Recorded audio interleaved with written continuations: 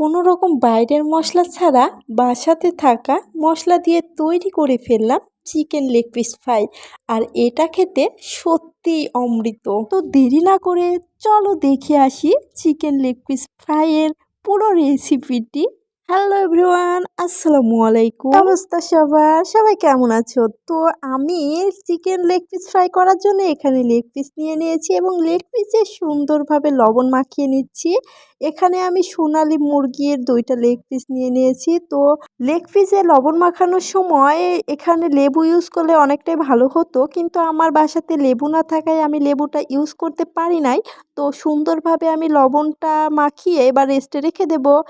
আর এখানে আমি কিছু মশলা অ্যাড করব। তো এখানে গরম মশলা, জিরা পিষা দিয়ে দিলাম প্রথমে, তারপর আদা রসুন পিষা দিয়ে দিলাম, তারপর হলুদ, তারপর এখানে লবণ, তারপর এখানে মরিচের গুঁড়া, সব কিছু স্বাদ মতো দিবেন, আপনারা যেমন ভালোবাসেন তেমন দিবেন। তারপর এখানে দিয়ে দিলাম হচ্ছে তেল।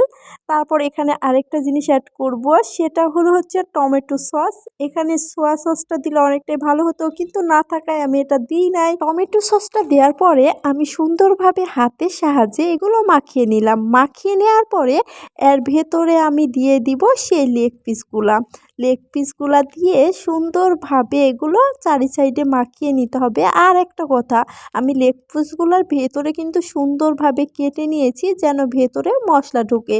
তো এই যে আমি সুন্দরভাবে এগুলো মাখিয়ে নিচ্ছি। আর মাখিয়ে নেওয়ার পরে কিছুক্ষণ রেখে দিতে হবে যেন মশলাগুলো সুন্দরভাবে মিক্সড হয়ে যায়। তো এই যে এবার এগুলো ফ্রাই করার পালা। তো ফ্রাই করার জন্য প্রথমেই আমি চুলাতে দিয়ে দিলাম প্যান দেওয়ার পরে এর ভিতরে তেল দিয়ে দিতে হবে। তেলটা যখন পর্যাপ্ত পরিমাণ গরম হয়ে যাবে তখন লেগ পিসগুলো সুন্দরভাবে তেলের ভেতরে দিয়ে দিতে হবে। তো এই যে আমি অলরেডি দিয়ে দিয়েছি। তারপর চুলার আঁচটা একেবারে লোতে রেখে এগুলো আস্তে আস্তে ফ্রাই করে নিতে হবে।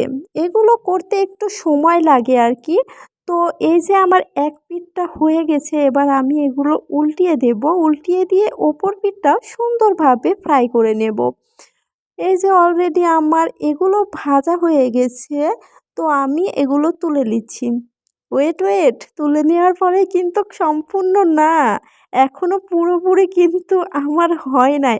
আরেকটা স্টেপ বাকি আছে, যে স্টেপটা পূর্ণ করার পরে এই চিকেন লেগ পিস ফ্রাইয়ের যেন টেস্টটা আরও বৃদ্ধি পায়। তো এই যে আমি প্রথমে চুলাতে একটা স্টিল দিয়ে দিলাম। স্টিলের পরে 2টা আমি লেগ পিস সুন্দরভাবে সাজিয়ে দিচ্ছি।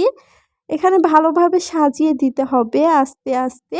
সাজিয়ে দেওয়ার পরে আরেকটা স্টেপ বাকি আছে, যেটা করলে এই লেগ পিসের স্বাদটা একেবারে বৃদ্ধি পেয়ে যাবে। তো এই যে এবার আমি চুলাটা অন করে দেব। অন করে কিছুক্ষণ এটা পুড়িয়ে নিতে হবে। পুড়িয়ে নিলে যেন স্মেলটা একটা সুন্দর স্মেল আসে আর এর স্বাদটা যেন বৃদ্ধি পায়। তো এই যে আমার হয়ে গেছে, আমি তুলে নিচ্ছি। হ্যাঁ, এবার একেবারে খাবার উপযোগী হয়ে গেছে লেগ পিসগুলা। আর এই যে আমি কি সুন্দরভাবে পরিবেশন করেছি। আসলে লেগ পিসটা খেতে অনেকটা মজা হয়েছিল। তোমরা চাইলে কিন্তু বাসাতে এমনভাবে ট্রাই করে দেখতে পারো। তো বন্ধুরা, আজকে এ পর্যন্তই। সবাই ভালো থেকো, সুস্থ থেকো। আর আমার চিকেন লেগ পিস ফ্রাইটা কেমন হয়েছে অবশ্যই কিন্তু কমেন্ট করে জানাইতে ভুলবে না। আমি একটু খেয়ে দেখছিলাম, ইস, অনেক মজা হয়েছে। ধন্যবাদ সবাইকে।